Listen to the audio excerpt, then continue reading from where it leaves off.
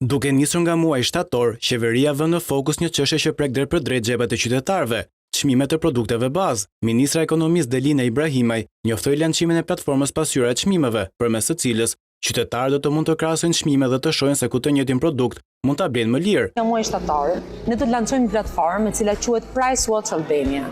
Nëpërmjet platformës, ne do të bëjmë publike dhe transparente raportimin e bizneseve që merren me tregtinë, me shumicën e pakicë të produkteve për çmimet bazë, dhe konsumatorët do të mund të shohin dhe të zgjedhin se ku ta blejnë një produkt i cili kushton më lirë.